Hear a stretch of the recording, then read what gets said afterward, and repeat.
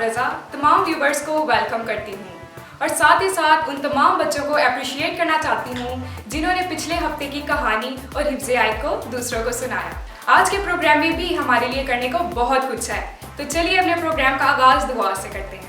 ऐ प्यारे आसमानी बाप, हर रोज़ हमारे साथ रहने और हमें बरकत देने के लिए तेरा शुक्र हो, यीशु मसीह के नाम से आमीन।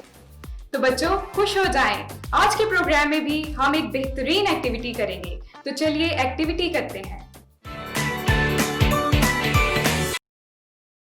आज की इस सरगर्मी में मैं आपको खुशामदीद कहता हूँ। आज हम एक बहुत ही शानदार सरगर्मी सीखने जा रहे हैं। इसमें आपको अपने दाएं हाथ का इस्तेमाल करना है। मैं जिस्म के कुछ हिस्सों के नाम बोलूँगा और जिस भी जिस्म के हिस्से का मैं नाम बोलूँ आपको जल्दी से अपना दायां हाथ उस जिस्म के हिस्से पर रखना है। तो क्या आप सब तैयार हैं? Yes. On your head, nose, eyes, ear. आपने गौर से नहीं सुना, आपको जल्दी से उस जगह पर हाथ रखना है, ठीक है? उम्मीद करता हूँ कि आपको ये सरगर्मी पसंद आई होगी। आप इस एक्टिविटी को अपने घर में भी कर सकते हैं। गीत गाना हर बच्चे को पसंद है, लेकिन जब किसी भी गीत को एक्शंस के साथ परफॉर्म किया जाए तो बच्चे इस गीत को बड़ी खुशी से याद रखते हैं। तो चलिए आइए लिटिल स्टार्स के साथ मिलकर आज का गीत सीखते हैं।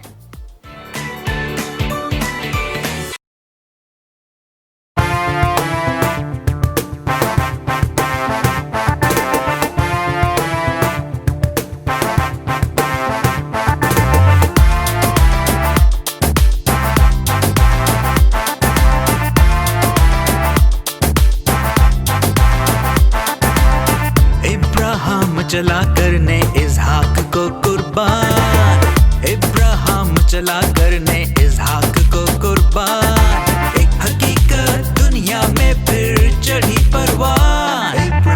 इब्राहिम चला करने इसहाक को कुर्बान, इब्राहिम चला करने इसहाक को कुर्बान।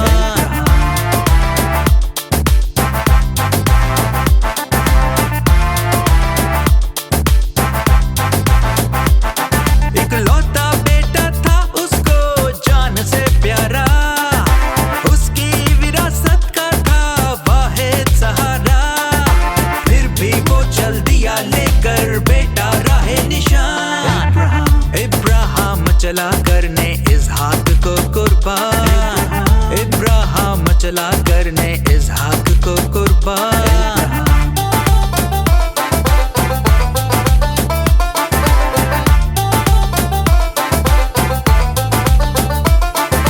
लकड़ियां थी और आग थी कुर्बानी के वास्ते, कुर्बानी हो पुरतपाक दुआ थी सारे रास्ते। खुशी से बेटा पेश किया था इलाही फरमान।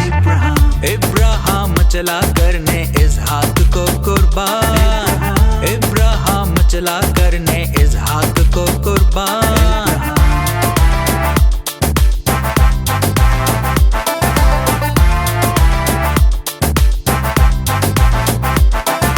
अब ना दे तू अपने बेटे की कुर्बानी, बरकत दूंगा तुझको तूने बात है मानी। मैं यह वायरी हूँ ले पर कर कुर्बान।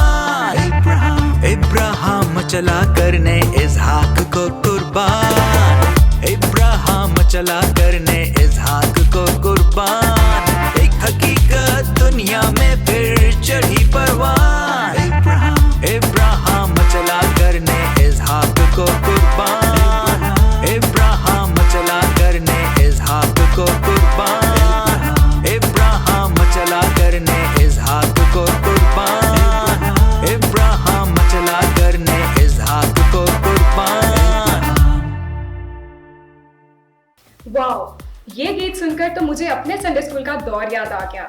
मैं भी गीत को बड़ी खुशी से याद रखती थी और मुझे आज भी वो गीत याद है। गीतों के साथ साथ मुझे अपने संडे स्कूल की कहानियां भी याद हैं। तो चलिए देखते हैं कि आज नईम भाई हमें कौन सी कहानी सुनाएंगे। जी प्यारे बच्चों, मेरा ईमान है कि आप सब खैरियत से हैं।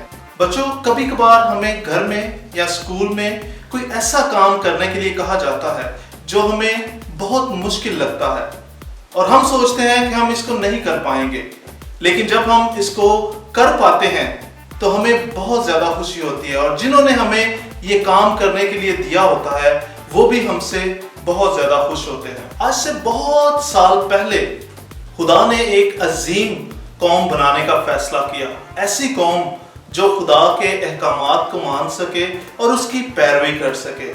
खुदा ने एक शख्स को उस कौम की बुनियाद रखने के लिए चुना और उसका नाम इब्राहिम था। इब्राहिम खुदा से प्यार करता और उसके हुक्मों को मानता था, और खुदा ने उससे वादा किया कि मैं तेरी औलाद को आसमान के सितारों से भी ज्यादा बढ़ा दूंगा। इब्राहिम ने खुदा की बात का यकीन किया, लेकिन इब्राहिम और सारा इस बात के लिए फिक्रमंद थे कि खुदा कैसे इस वादा को पूरा करेगा, क्योंकि वो दोनों उम्र रसीदा थे और अभी तक खुदा ने उनको औलाद नहीं बख्शी थी। लेकिन आखिरकार खुदा ने अपना वादा पूरा किया। जब इब्राहिम 100 बरस का और सारा 90 बरस की थी, तो खुदा ने उनको एक बेटा दिया और उन्होंने उसका नाम इसहाक रखा। इब्राहिम और सारा अपने बेटे इसहाक से बहुत ज्यादा प्यार करते थे और उस वक्त के इंतजार में थे जब वो अपने बेटे की शादी करें और उसके आगे बच्चे पैदा हों और वो वादा अपनी जिंदगी में जो खुदा ने उनके साथ किया था पूरा होता हुआ देखें। इब्राहिम खुदा से भी बहुत ज्यादा प्यार करता था और हमेशा उसकी फर्माबरदारी करता था, और खुदा ने इब्राहिम को एक ऐसा काम करने के लिए कहा जो बहुत ज्यादा मुश्किल था। इब्राहिम ने अपने दौर में लोगों को खाने की चीजें और जानवरों को कुर्बान होते हुए देखा था और लोग इसे कुर्बानी का नाम देते थे, लेकिन उसने कभी भी ऐसी कुर्बानी नहीं देखी थी जिसमें किसी इंसान को कुर्बान किया गया हो। खुदा ने इब्राहिम से कहा कि तू अपने इकलौते बेटे इसहाक को, जिसे तू बहुत ज्यादा प्यार करता है, मोरिया की सरजमीन पर जाना और जिस पहाड़ पर जाने के लिए मैं तुझे कहूंगा तू उसे मेरे लिए कुर्बान करना। ऐसे हालात में अक्सर लोग खुदा की बात का इनकार कर देते हैं और वो खुदा से कहते हैं कि नहीं, हम ऐसा नहीं कर सकते। लेकिन खुदा ने जैसा इब्राहिम को करने के लिए कहा था उसने वैसा ही किया, और इब्राहिम ने इसहाक को और अपने साथ 2 नौकरों को लिया और उनके साथ साथ लकड़ी, आग और छुरी भी ली ताकि वो कुर्बानी के लिए जा सकें। जब वो उस सरजमीन पर पहुंचे जिस पर जाने के लिए खुदा ने उन्हें कहा था, उस पहाड़ पर जाने से पहले उसने अपने नौकरों से कहा कि तुम दोनों यहाँ रुको, मैं और इसहाक कुर्बानी करके वापस आते हैं। जब वो रास्ते में जा रहे थे तो इसहाक ने अपने बाप से पूछा कि ऐ बाप, लकड़ी, आग और छुरी तो हमारे पास है, लेकिन बर्रा कहाँ है? सिर्फ इब्राहिम ही जानता था कि कुर्बानी इसहाक की होनी है, लेकिन फिर भी उसने इसहाक से कहा कि खुदा खुद मुहैया करेगा, और उस पहाड़ पर पहुंच के उन्होंने खुदा के लिए एक मज़बा तैयार किया। फिर वो वक्त आ गया जब इब्राहिम ने खुदा के कहने पर अमल किया और उसने अपने बेटे इसहाक को बांधकर उस मज़बा पर लिटा दिया। लेकिन बच्चों, क्या आपको लगता है कि इब्राहिम ने वाकई अपने बेटे इसहाक को कुर्बान किया होगा? नहीं। आखिरी वक्त पर जब वो अपने बेटे को कुर्बान करने ही वाला था, एकदम एक फरिश्ता ने इब्राहिम से कहा, इब्राहिम, इब्राहिम, तू अपने बेटे को कुर्बान ना कर। खुदा वाकई नहीं चाहता कि किसी इंसान को कुर्बानी के तौर पे पेश किया जाए।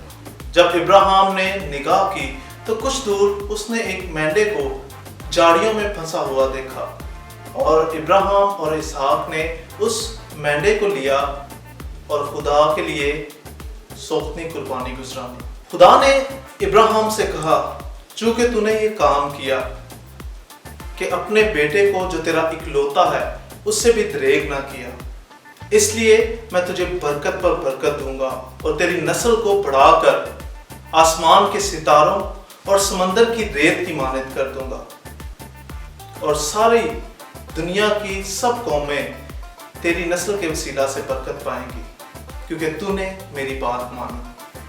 प्यारे बच्चों, बाज़ औक़ात हमारी जिंदगी में भी ऐसे मौके आते हैं जब हमें भी चुनाव करना होता है कि हम वो काम करें जो हमें अच्छा लगता है, या वो काम जो खुदा अपने कलाम के वसीला से या हमारे वालिदैन या उस्ताज़ा के वसीला से हमें करने के लिए कहता है।